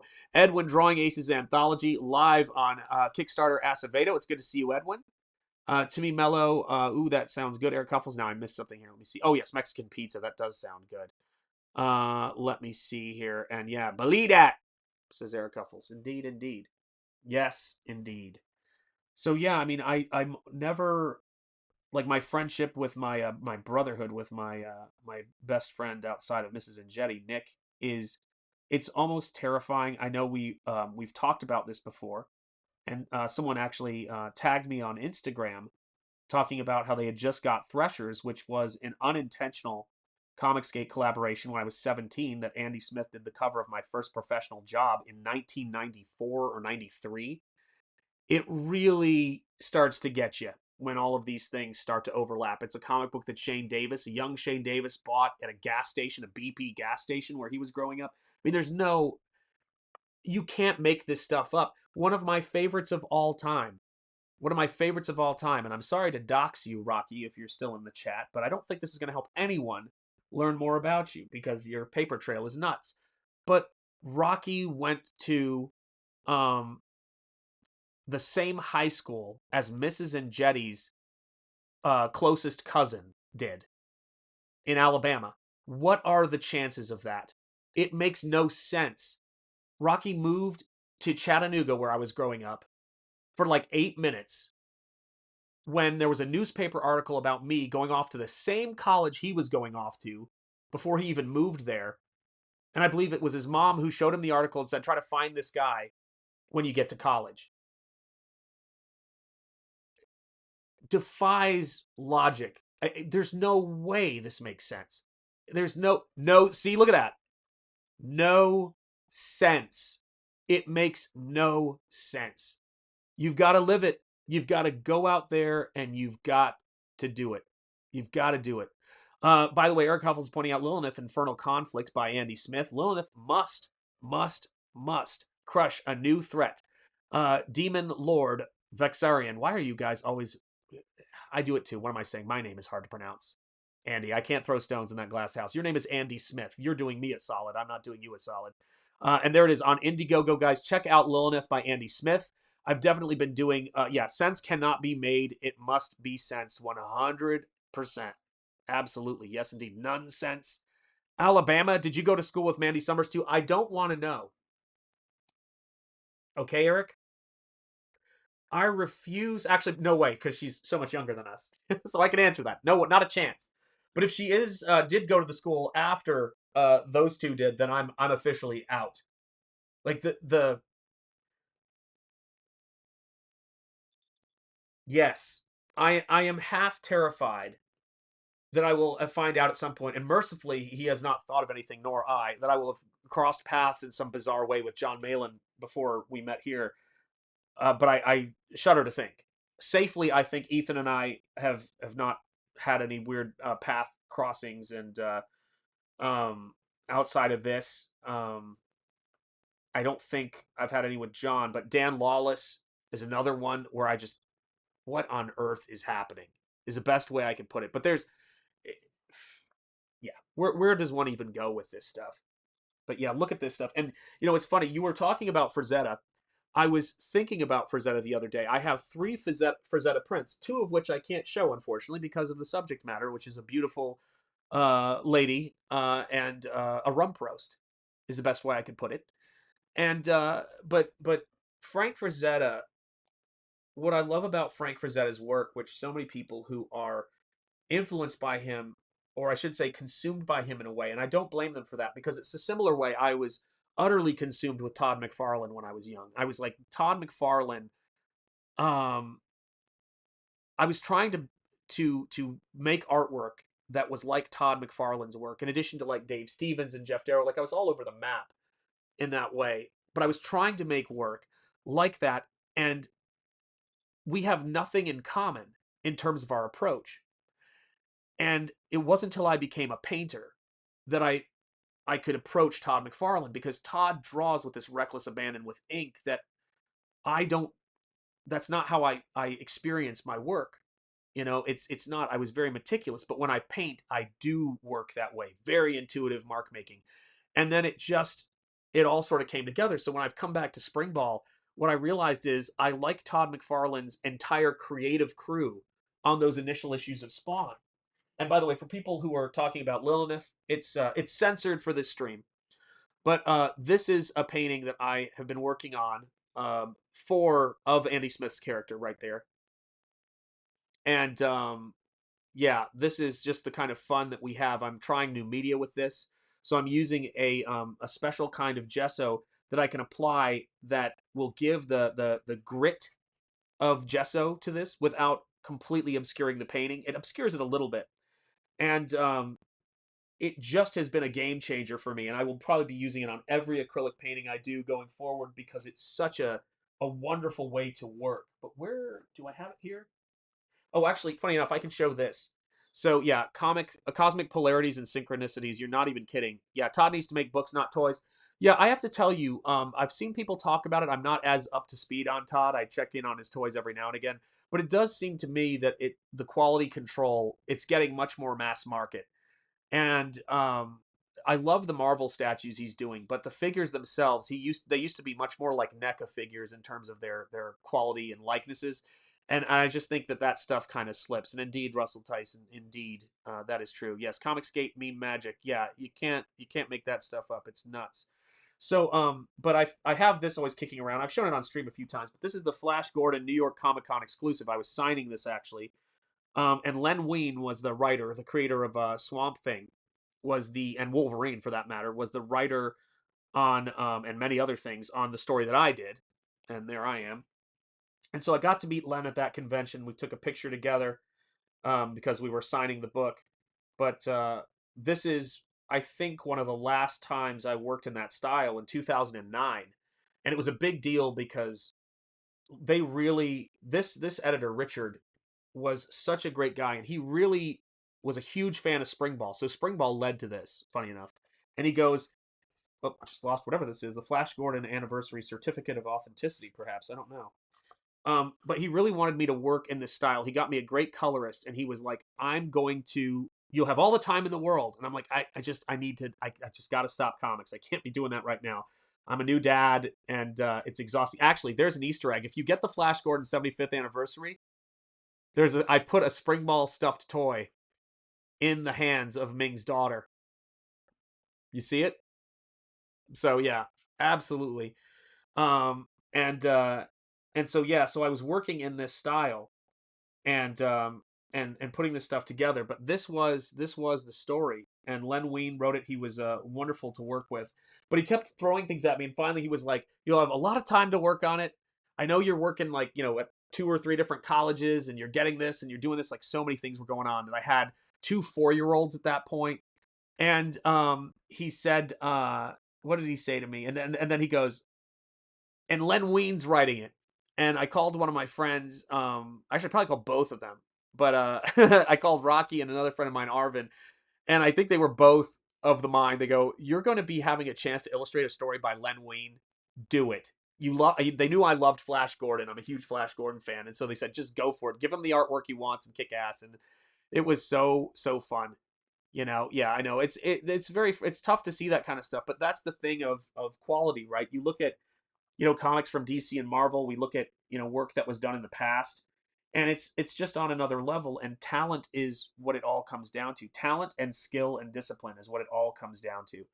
And you've got to have that ability to work incredibly hard at your craft. You have to have a natural gift at your craft and the things that you're doing. And then it all has to come together. And by the time that happens, those folks are so rare that you can't allow the resentment, the nihilism, and the contempt of really twisted people to influence things, or else they will just naturally chase those folks out. And once they're chased out, um, everything kind of collapses. And I don't understand really the I maybe never will understand that type of impulse. I mean, I'm sure it's possible to understand it as it's a human experience, but I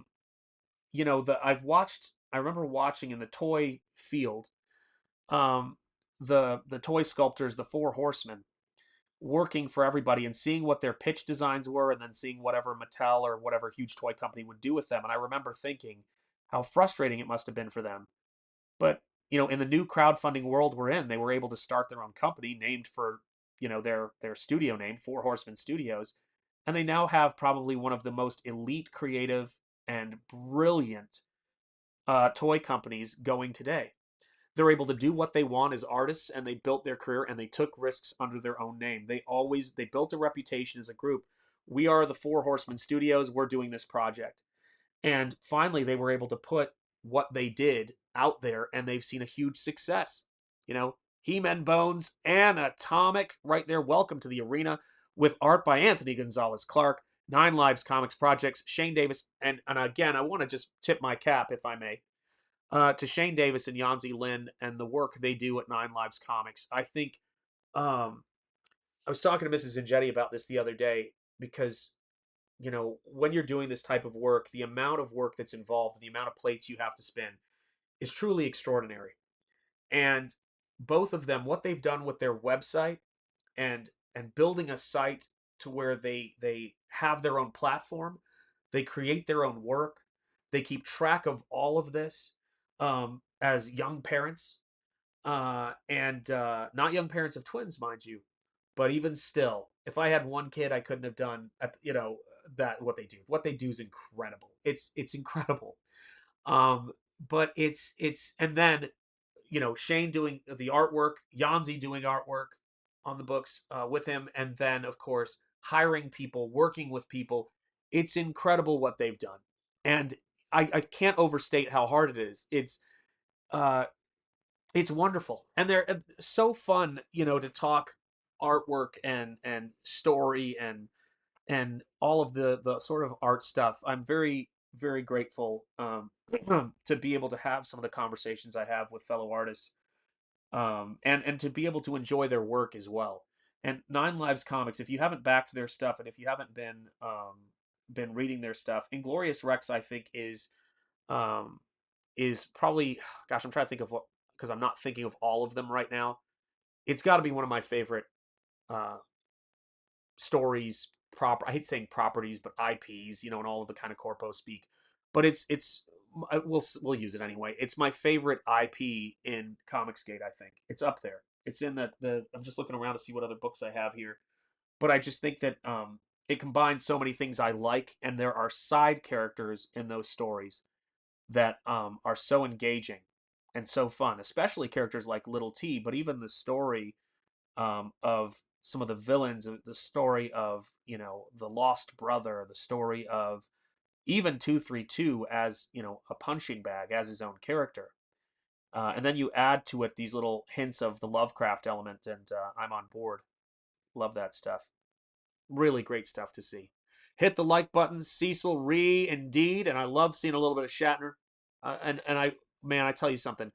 We raised our kids on the original series of Star Trek, and they actually whooped us in an original Star Trek trivia game. That card game they had with questions. They actually beat us at original Trek. Unreal. And we actually we took them to see Wrath of Khan at a screening that was held in downtown Providence, the heart of Lovecraft country. And William Shatner was there doing a Q&A, and we watched Wrath of Khan on the big screen. And William Shatner was outstanding. Just an incredible thing. And that was on my wife's bucket list to get to see William Shatner. So she was just over the moon. What a great time. What a great time. So I love seeing William Shatner uh, in the profile pic. That's awesome. Great stuff. And yes, indeed, do hit that like button. It doesn't hit itself. And we need all the support we can get, guys. Let me tell you. And guys, thank you for backing the book. Springball Terminal Monstrosity has passed 33K, and I think last time I checked, I haven't checked for a little bit. It was at 33,330 something. So I love, my favorite number is 333, as well as the number 33, which is why Nosfero has 33 pages, 33 paintings for that matter too. And yeah, it was fun to see, and I appreciate all of you guys, and of course all the support that I've gotten from Comicsgate and Shane and Mandy and Ethan and especially John Malin. He's just done incredible work to promote the book, and I'm very grateful for that. And glad to know him. Just glad to know him. It's weird. You get to different parts of your life, and as we were saying before, what is it? That quote in boxing they always say, um, when the unexpected happens in boxing, they go, "We appreciate the bookies, but that's why we fight the fights, and that's why we live the life. That's why you got to live it. You got to go out there and live it because it's going to be nonstop curveballs, and you're going to find surprises around the corner. Some that are terrifying, but there are going to be some surprises, and some that are disheartening, and you're going to find surprises that make the whole journey of living your life worth it. And those are the things that you don't want to rob yourself of, by being paralyzed by the very real possibility that there are risks too. Just go to your destination, be mindful, but move towards the place you want to be, and those things will reveal themselves, and they'll be the right things, and you'll feel better about it. Nosfero Second Chance and Art Edition, thank you so much. That Art Edition is going to be a stunner. All new bonus features in both the Oxidized Edition and the Art Edition have different bonus features and from each other, and they also are different from the first printing. So there are now 3 different bonus feature sections for that book with sketches people haven't seen. And then in the Oxidized Edition, they're sketches no one would have seen because they are new to the sequel book or the second book, Nosfero Death Will Die. So make sure you check it out. I saw William Shatner at a Comic-Con. That's awesome. Awesome. Yeah, Shatner's amazing. Tiny Effort says, and good to see you, Tiny Effort. The original Springball fan has entered the room. We bow to you, Tiny Effort. We bow to you. It's so great to see you here, man. A lot of years, huh? A lot of years with Springball. And I was just telling them, so before you got here earlier in the stream, I was saying that the first issue of Springball, I was going over what I wanted to do with it again. I try to always step back from things and then reapproach them as a manner of, or as a way of, making sure that I'm seeing all of the possibilities to the project. And so I was looking at it today. Let me just tilt this a little bit so I don't have to hold it in that weird angle. And I realized that there's going to be 4 more pages. So Springball Terminal Monstrosity #1 is going to be 30 pages. So we've finally hit the 30-page crescendo. What's up, Christopher Bouchard? How are you doing? It is great to see you, my friend. And hello to you, too. So I want to make sure that that first encounter that you have with Springball gives you a really good sense of the world. And while the structure of the story is there, I think it has been, it in terms of when I first launched the campaign, it's gotten so much better. Like it's improved. The more you guys support these books, the more I want to make them great for you. It's funny. I never want to take my foot off the gas when I receive support or when someone is like, I want a painting from you. And I do, say get to a point where I say pencils down, time's up. But it's always going to be everything I can put into it. And Springball is just going to be introducing a fully, realized and understood town, a fictional town of Kingsport, New England, in the heart of Lovecraft country. And what is behind every corner and what you're going to learn throughout this series is going to expand the scope of the town or the depth of the town. But for me, I try to take a page out of, even though they're very different stories, from the fact that, when you see somebody who's a real creative genius like J.K. Rowling, and by the way, I was too old for, even though I worked on the Harry Potter trading cards for Wizards of the Coast, I did a couple of spell cards or whatever, so there weren't any character cards. But even though I knew of Harry Potter, um, I didn't, I was too old to really grow up on those books. I saw the movies, and I can acknowledge, having now been to Universal, that she just created this compelling world that you want to be in and people want to be in, and they want to know what these things are. They want to taste butterbeer. They want to go to the leaky cauldron. And my kids, of course, loved those things. And I'm so glad to hear it, Tiny Everett. So glad to hear it. And it is, it's, it's incredible because when I'm writing Kingsport, I feel like there's this engine of enthusiasm for Springball that just keeps making it all come together. And so I realized in book one that if I don't put in a very, it works for the story. That's the first thing.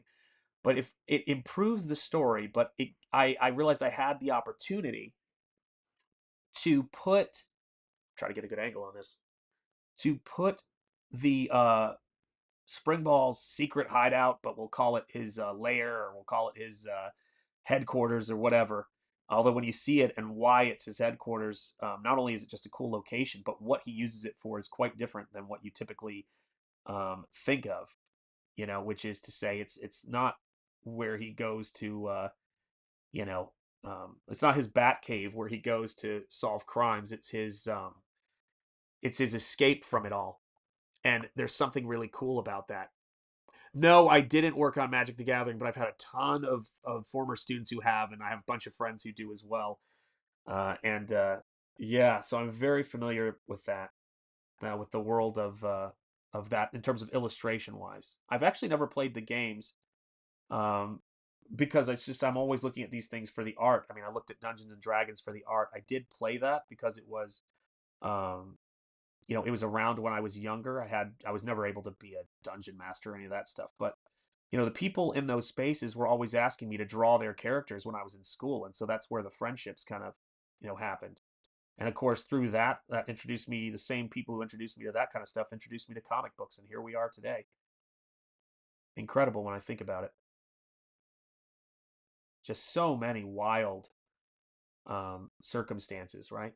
And you guys can see how we're starting to put together the kind of texture and the type of feel. So if you have not, backed Nosfero and Springball, make sure that you do that. The link is in the top of the description. They're going to be beautiful books, but the artwork and what goes into them, they are handcrafted, and the story is very uplifting for Nosfero, and where it's going, it continues that. But it's got some beautiful moments that I'm still proud of when I read them.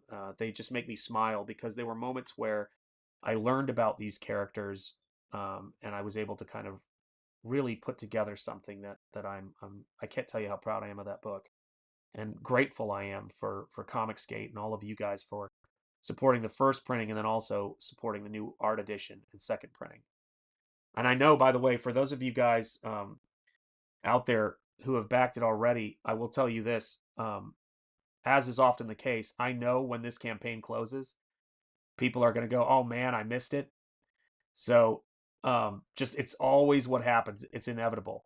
And Nosfero is it's very pricey to print the book. And so, I'm not going to be printing it often. And I don't even know when the next time I would do any campaign until book 2 is ready to launch. So the art edition will not be printed again. I mean, I can't imagine a scenario where I would do an art edition for this book after this campaign. This was something for the fans I mean, it's not saying it's not a moral, like, I won't do it. I just financially, it's just, I don't know if there's the incentive to do it. So if you are looking for a book to have to flip, I'm going to tell you that's going to be the one. This and the oxidized edition, because their print runs are going to be low. And the art edition, I don't think you're going to be seeing that one again. Because it's just, I mean, for me, um, it's like I said, it's fun for this campaign. That's what I enjoy about it the most. Let me see here. Yes, indeed. Did you ever work on magic? No. Nosfero and Springball. Amen. Amen. Yes, indeed, folks. But in addition to those fine books, do check out the World of Inglorious Rex on 9 Live Comics. Right now, the campaign Annatomic Welcome to the Arena with artwork by Anthony Gonzalez Clark, as well as a supplemental book with artwork by Aaron Elfecci. How many people do you know can mix paint colors and create at the exact same time they're doing a promo for somebody else's book and remembering everybody's names? Make sure you hit that like button and make sure you're subscribed to this channel, because that kind of excellence is what we're doing here. So yes, make sure you check out that world. It is kaiju fights and MMA martial arts style, human stories, pilots, an outstanding Kingpin boss-like character. Wait till you meet my Kingpin boss character in Springball. It is going to be absolutely nuts, by the way. But the great Shane Davis and Inglorious Rex back it today. Make sure you're jumping out on this world. Because of their website, 9livescomics.com, they are able to keep these things in stock and in front of you, but you want to make sure that you follow all of the opportunities for incentives that they have on their website. And of course, the great story that those guys are telling over at 9Lives Comics. And there we go. Let me see here. Doesn't John have already have, yes, a sign up for Black Riding Hood? Is that in the description for this stream? Oh my stars. Do I not have that in the description? What? What? Okay, this is upsetting for so many reasons.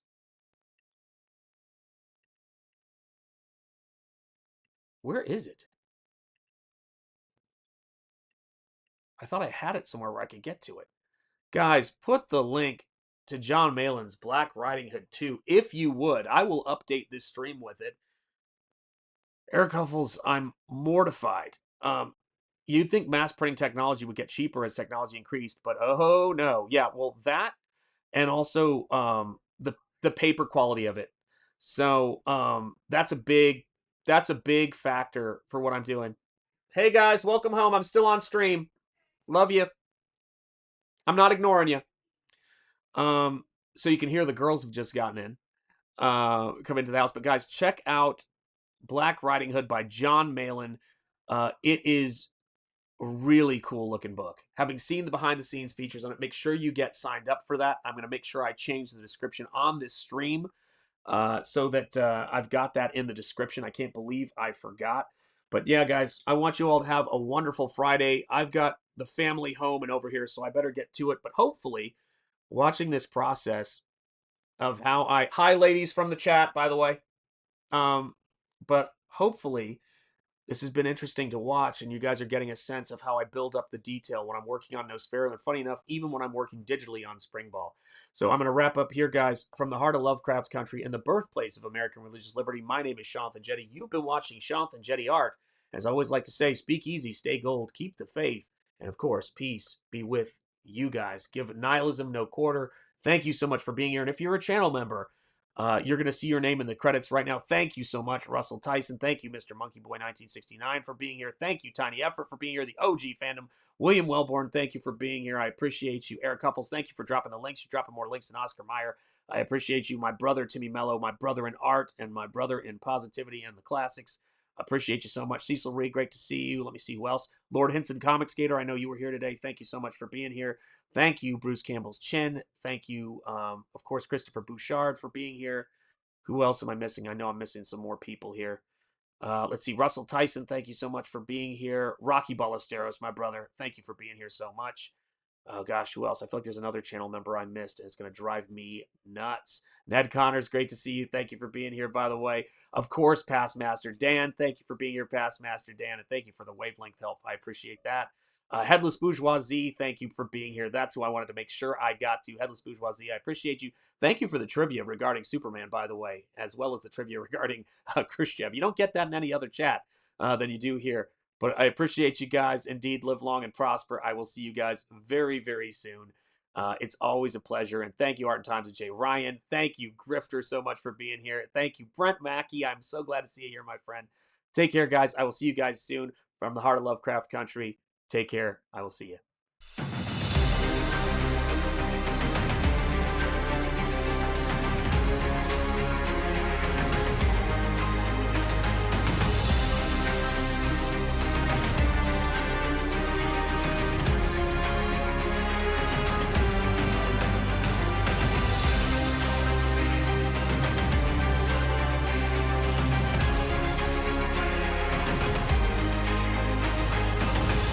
Real quick, I gotta say, have a great day to Nomad Damon. I knew I was forgetting a channel member. Nomad Damon, it's great to have you here. And again, thank you so much, Cursed Heart Creations. I'm sorry I missed those.